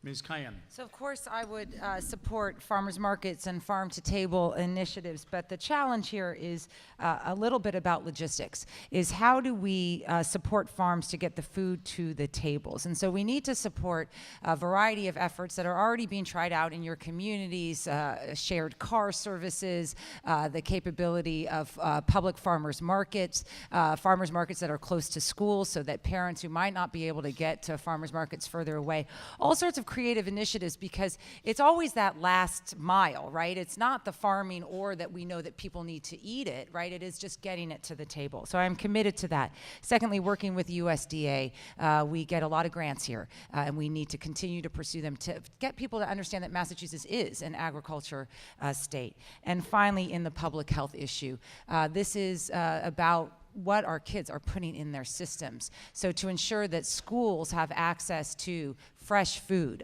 for their children is of utmost importance in the years ahead. Thank you. Mr. Avellone. This is a wonderful opportunity. It's terrific that sustainable agriculture is becoming a bigger part of Massachusetts in the western part of the state. It's always been part of our history. But I am going to be publishing my healthcare policy soon, and it'll have a big public health component to it. And childhood obesity is one of the things that I'm going to highlight.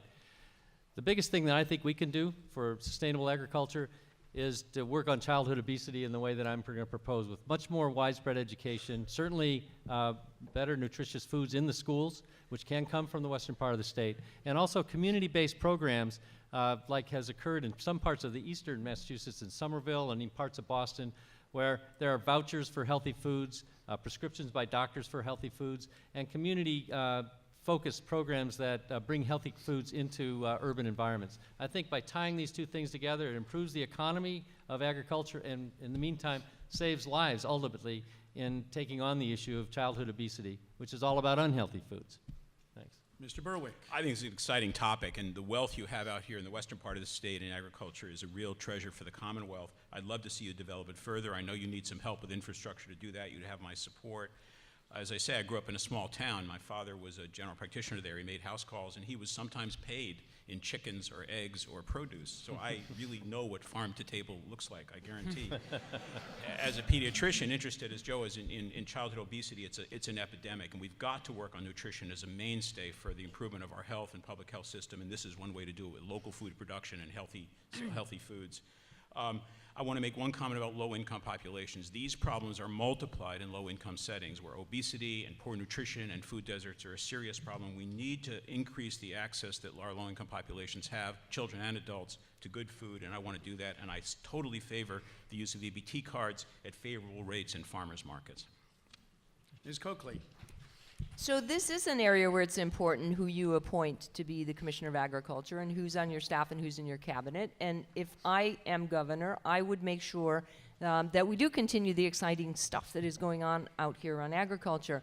One of the issues, obviously, is what is the expansion involved? How much could you grow here if you had the other piece of it, which is the storage facilities that you need, for instance, more investment in dairy farming capacity, and then the transportation issue. How do you get it from the farms here to the rest of the state or to other states? And so if we're able to do that, and I think we are, you need a governor and cabinet members and a commissioner who will invest in that. There are also the ways in which we would create the network for entrepreneurial farming, for making sure that smart farming and the ways in which we can use technology to increase that yield and the ways we get it around. And finally, I would ask Steve Grossman how we would finance it. Do you want to answer that real quickly, or would that's not? Okay. Let me answer for you. No. No, that's okay. Our next question will go first to Ms. Kayem, and it comes from Jim Ayers, Executive Director, United Way of Hampshire County. What concrete steps would your administration take to reverse the trend in which, first, the Commonwealth's investment in human services and education is being reduced, and second, there is divestment in preventive services? Well, thank you for the question, because I think the answer, the fundamental answer is increasing the minimum wage. People fall into the need of social services that are being limited because they have no buffer, right? Because they're just barely surviving. They're working 2 jobs. Both family members are working jobs. And so what raising the minimum wage is actually about is it is about us as a whole being prepared for the challenges ahead. So to me, that question begins with the minimum wage, but it doesn't end there. There are partnerships between school systems, higher education, private sector that are filling the gap where we can't, where government can't. I have spent my career thinking how to put the pieces together, and sometimes government's not always the solution. I was in Worcester and met with the African Community Education Group, ACE, that is global problems, refugees coming to Worcester who are being supported by the private sector, by the schools, by the high school, by the college and others to commit to keep people engaged in society. So there are creative ways we can deal with this. Thank you. Thank you. Mr. Avellone. Yes, we have big needs, and certainly education and the retreat that we've seen in human services during the recession are 2 big ones. We have to invest in education. That is our future. That's the future of our children. And we also have to put back in place some of the safety net that was there for human services, including those things that prevent worse outcomes for vulnerable people and much higher costs for the state overall. I don't think we need to raise taxes to do that. What we need to do is control our health care costs. These numbers are so large that we lose track of the fact that small changes in the healthcare costs can have huge changes for the state budget. As I said before, it's 40% of the state budget. That's up from 20% 12 years ago, and it continues to rise. If we save 1%, that's $350 million a year, $1 billion over 3 years that could go a long way towards improving our education system and putting back in place these human services preventive measures that have been stripped away during the recession and the tight times that we've had. This is the way we need to go. Mr. Berwick. It worries me very, very deeply to see my nation backing away from the moral commitment to human services for people who need help, and I think this state needs to be a beacon that reverses that trend. The problem is partly healthcare costs. They are simply taking resources from the other investments we need to make in supports to people, and we can fix that.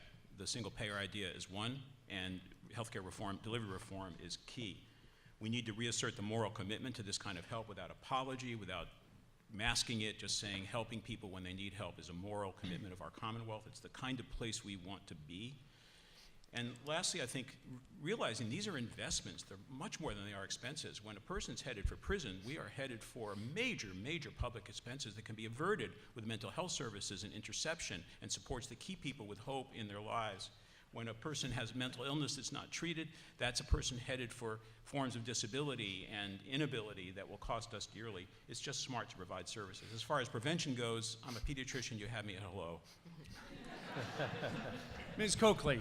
This is a real tough question for a minute, so I can't answer everything. I've spent a lot of my life working on preventing crime and getting kids back into school, and agree with Don that one of the things we need to look at is making sure, I believe, that we spend more money on education and rehabilitation than we do on incarceration. And as a former DA and AG, I have some credibility around that. I think we can do that here in Massachusetts. So let's just talk about what we might do with kids and services that we need to fund. So in addition to everything we talked about in education, for pre-K and for a longer school day and making Voc Tech schools available for kids so they have jobs. I think it's important, and we could do this here with a realigned DCF to make sure that kids in our schools have the social services they need. If they come to school hungry, if they come to school with behavioral disorders, if they come to school with abuse, and do it in an effective way that aligns our mission of keeping kids out of trouble and giving them what they need before they get into trouble. It's one way to make sure that we invest where we should. Mr. Grossman. So I think that it is important that we know and understand, and I think we all do, that you judge a society by how it spends its resources. We've got a budget which has been proposed for fiscal 15 of roughly $36 billion. That's a lot of money. It's an increase of about 5% over the previous year. That's also a lot of money. So I find it almost incomprehensible that almost 500 children and families and adults would be losing vital mental health and behavioral health services in this current budget that would allow them and enable them to live independently. I think we need to make sure that even in an environment of limited resources, and a 5% increase is not so limited, that we make sure that the most vulnerable people in our society are protected. That is our first responsibility, that is our most important responsibility, and that's what running for governor and being a leader is all about. Thank you, sir. Our next community question comes from Jim Credenier, Executive Director, Stavros Center for Independent Living. It will go first to Mr. Avellone. The Personal Care Attendant Program, which allows more than 27,000 people with disabilities and frail elders to live independently in our communities, is funded with Medicaid dollars, with both the Commonwealth and federal governments covering its costs. Could you tell us how you view the importance of this program and what steps you might take to protect it in the face of financial pressures? I think it's a vitally important program, both personally and professionally. I believe that. My mother is now entering the age where she is becoming a frail elder, and the companion care that we've tried as a family to provide for her is absolutely critical to her ability to live independently and maintain the quality of life and actually better health. So I believe that this is what we should also seek for many other people in our state, and I completely agree with this program. But I also think it'll be a bigger and more important part of the new kinds of coordinated care systems that will come about when we change the way our healthcare is delivered and have doctors work in teams. The coordination of care for the elder, to keep them out of the hospital, to keep them out of institutions is an incredibly important part, not only to keep their quality of life, but also their health, so that they don't end up repeatedly coming back into the hospital, which is not great for them, terrible for them, and hugely costly for our healthcare system overall. So I think this is one of the real keys for improvement in our system. Thank you, sir. Mr. Berwick. This is a great opportunity to envision the healthcare system we really want and we really need. Just imagine that you're a person with a disability or that you're a frail elder. What do you want? I want to be home with my loved ones, to live as long and with as much capacity and investment in the things I enjoy in my life as possible. I don't want to be in a hospital bed or in a nursing home. Luckily, we now have models in our nation about how to move people from institutions to homes. As CMS administrator, I got to implement some of the most exciting parts of the Affordable Care Act as we move people from institutional to home-based settings. Those depend on a workforce capable of keeping people at high levels of function in-home, including personal care attendants. And we need to invest in that reallocation of resources so those people have the support to support the people who want to be home, and they need wages that are living wages. We need to make sure that this part of the workforce gets represented in our economy the way their work intends to be, should be represented, and I support the labor unions that are trying to get rights to these workers. Ms. Coakley. So PCAs are great. I think they're a fabulous way to accomplish so many things that we want to do that those who have already spoken, I think, have spoken eloquently about that. I had the chance to be a PCA for a day, to walk in their shoes. It is hard work. It's draining emotionally and often physically. And so Don is totally right that we need to invest in those people and train them and make sure that they have the supports they need to keep, whether it's frail elders, our seniors, or those who are developmentally disabled or physically disabled, in their homes if that's possible. I think that it does save money. It gets a better outcome. And we always have the challenges of making sure that they're accountable and that we don't see fraud and abuse in this, so we have to manage that as we always do in state systems. But I think it's very much worth it. I think it's one of the best things we've done in keeping track of some of our most of our frail and vulnerable people in our society. Mr. Grossman. So here's an area where I think the governor needs to play a leadership role and balance off, but really focus on the needs of these individuals. There was a new national program which took place last summer. There were many insurance companies that we expected to sign up to support this program. Many of them backed away because they felt that they couldn't make any money doing it. And the number of people who maybe cut off that program declined by almost 20,000 people. So I think it's up to the governor to sit down with the insurers who play a critical role in the funding and financing of this and find a way to get to yes so that none, and I mean none, of the vulnerable people who are frail or disabled, not all of whom are older, but all of whom have severe challenges, can continue to stay as part of this program. That's what a governor does. That's what leadership is all about. That's what I would do. Ms. Cayenne.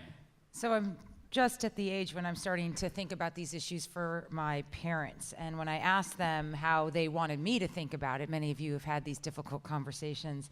They first denied that it would ever happen to them, but then said they just wanted to feel like they still belonged.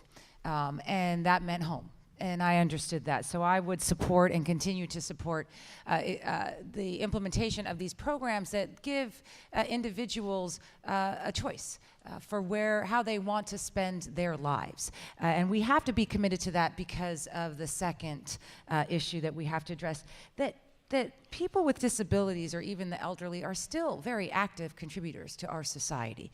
And so we shouldn't just view it as how do we, sort of let them get what they want without contribution. They contribute in so many ways, whether it's care for grandchildren or whether it's entering the workforce or helping in communities. And so by having a variety of healthcare plans and choices, we can promote their belonging in society for as long as possible.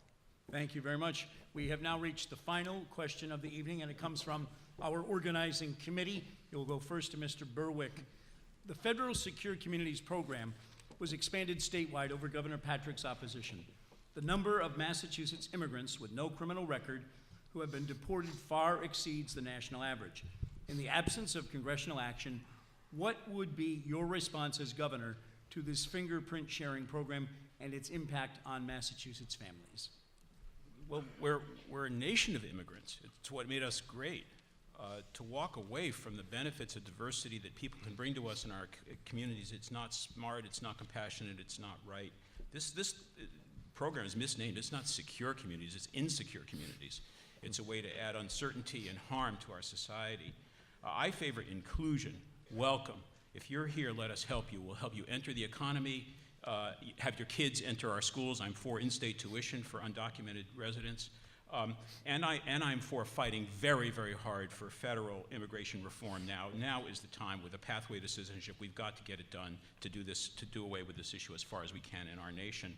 I very much support the Trust Act that Senator Eldridge and others have put forward. It has my full support. We need to welcome and develop the contribution that people of diversity can add to our communities, and they are here among us. Let's help them. Ms. Coakley. So I've spent a lot of time making sure that kids and women, particularly those who come from immigrant communities who may be don't speak the language or afraid to go to police, or worse, are threatened by their abusers, that if they go to the police, they'll be deported. We have always in our district attorney's office, and I think that's true across the state, treated those victims. Their status does not matter. As Attorney General, I have made sure that if a company is exploiting undocumented workers, we go after the company. The status of those workers does not matter when they are victimized. My understanding is that Secure Communities was designed to make sure that dangerous people, the most violent of felons, as we want them out of communities, would be deported when the facts justified it. And if that is not how the program is working, then that needs to change. And I would work with our local police to make sure that all of our communities feel safe, our undocumented and others who are here. Mr. Grossman. So this is an area where I absolutely, completely agree with Governor Patrick. But it is the law of the country, and we need to implement this as best we can. It's highly flawed. Unlike the Attorney General, who hailed the Secure Communities program when it was announced, and who supported and who opposed in-state tuition for undocumented people, at least back in 2010, and opposed driver's license for undocumented people, which is a public safety issue, and I support driver's licenses for undocumented people as a public safety issue.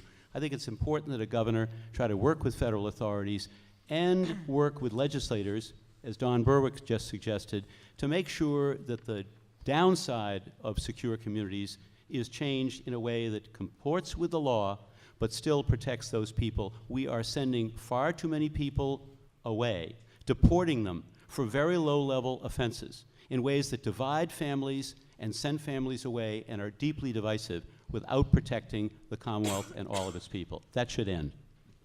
Ms. Kayan. I was with the governor during a raid in New Bedford by the Immigration Services that detained over 200 women and mothers, and saw the devastation that these aggressive immigration mandates were putting on our communities. I was part of President Obama's team to push for comprehensive immigration reform, which I believe is still possible with bipartisan support, and believe that it can happen in the next 2 years. I am also the daughter of an immigrant family. I get this. And Secure Communities is broken. The reason why it's broken is because anyone who's been in public safety knows that actually the best form of law enforcement is one in which you engage the communities that you are a part of as a law enforcement official. That means having immigrants feel free to come forward, having women who are abused feel free to come forward without being deported. And secure communities undermines that, what we have learned in public safety after the last 30 or 40 years. I am committed to ending it and will do everything as governor to minimize its impact. Thank you, Mr. Avellone. Well, we're all from immigrant families, and certainly Massachusetts has a glorious history of immigrants from the beginning essentially build what we are today as a Commonwealth, and will be so in the future as well. Immigrants will always be and should be a big part of our future. But let's face it, this is a botched program, and if we can't fix it, we should get rid of it. It was meant to allow local police to have access to fingerprints so they could see hardened criminals and then start, who happen to be immigrants, and start deportation proceedings. That's good. That should happen. If that's all that it was doing, then I would be for it. The fact that lots of immigrants are living in fear of being pulled over for a minor traffic violation because they could believe that they could be on their way to being deported, this is not worth it. This is a failure. This is causing fear like it's a police state for these poor people. So we need to either fix this so the database really works so that it only shows who hardened criminals are, or get rid of it. Thank you, sir. Time now for closing statements. Excuse me, 1 minute each. We begin with Ms. Coakley. Thank you. Thank you all for coming tonight. You have some great choices ahead of you, not just for this office, but for other offices, and your engagement is crucial. I'm running for governor because I want to make sure that people like Kate Reynolds, a teacher whose husband was injured, lost his income, had medical bills they couldn't pay, and fought for 18 months with Wells Fargo to try and get a loan modification in their home until they came to our office and we were able to get that loan modification and keep in her home, prevent that insecurity. I'm running for governor for all of our kids who deserve the best education from beginning to end and the opportunity to compete in a global economy. And I'm running for governor because I think it's really important that as we look at all of our healthcare issues across Massachusetts, that we continue to bring costs down, but provide good, effective healthcare for people. We also reduce the stigma around mental health and behavioral health. We provide access and pay for it as the law requires. That will be a better Massachusetts.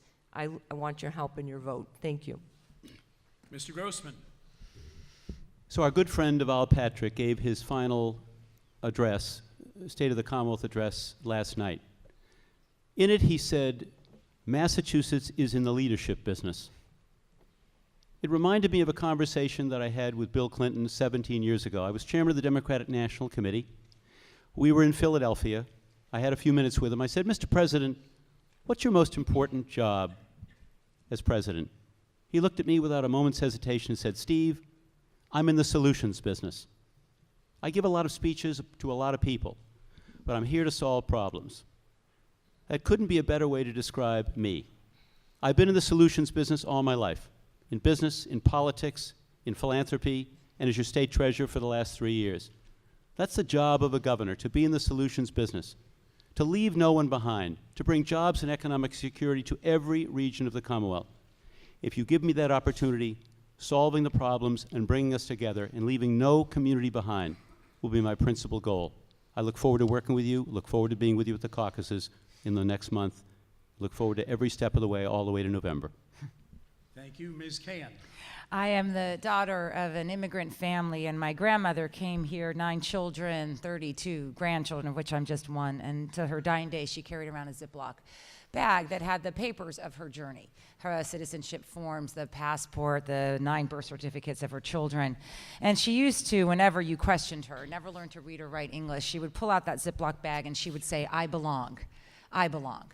I never got that until I got much older and understood what Massachusetts is about and what it has offered me as coming here for school, meeting a guy, interfaith marriage, 3 kids, raising them here, great opportunities to work in state government.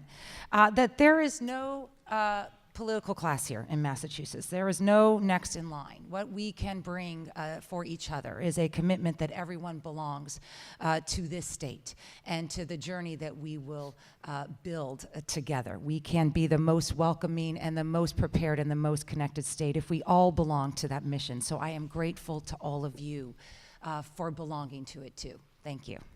Thank you. Mr. Avellone. I've been running to try to be your governor for a year, 129 cities and towns and over 400 events. And the people I've seen are telling me that politics as usual isn't working for them, that the needs of the middle class aren't being met. I'm not a Beacon Hill politician, and this is really no time for politics as usual. The next governor has two critical tasks: to create thousands of new jobs throughout our state in a competitive world economy and control our healthcare costs, which are the highest in the world. I'm the only candidate that's done both of those things. During my time at Blue Cross, we controlled healthcare costs. And running a large global organization, we created thousands of jobs, including many in here in Massachusetts. I know I can be the bold leader that we need now to move our Commonwealth into the 21st century, and I'd love to have your support. Thank you for your time tonight. And Mr. Berwick. Thanks for your commitment. I'm a progressive. I believe that government has an essential role in helping us make the communities and the Commonwealth that we want. I'm with Senator Hubert Humphrey. He said the moral test of government is how it treats people in the dawn of life, children, how it treats people in the twilight of life, the aged, and people in the shadows of life, the sick, the needy, and people with disabilities. Every time a mother or father goes to work for 40 or 50 or 60 hours a week and can't make ends meet, we fail the moral test. Every time a veteran returns to our shores and has no home or roof over her head, we fail the moral test. Every time a kid goes hungry, every time an elder has to choose between medicine and food, we fail the moral test. It doesn't have to be that way. The state can be a beacon, and our country badly, badly needs this. We need a governor committed to passing the moral test, and I will be that governor. Thank you. One moment, please. We need to say some quick thank yous to the Democratic committees of Amherst, Easthampton, Northampton, Southampton, and Sunderland for organizing this evening. Again,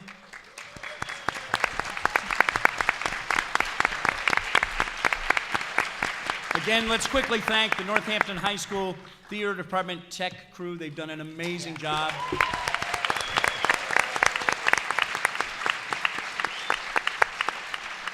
I have got to thank this very hardworking gentleman right here, Andrew, my timekeeper. Great job, thank you. We thank again our journalists, and we thank our candidates for governor, 5 good people, for spending an evening with us. Thank you. Thank you very much.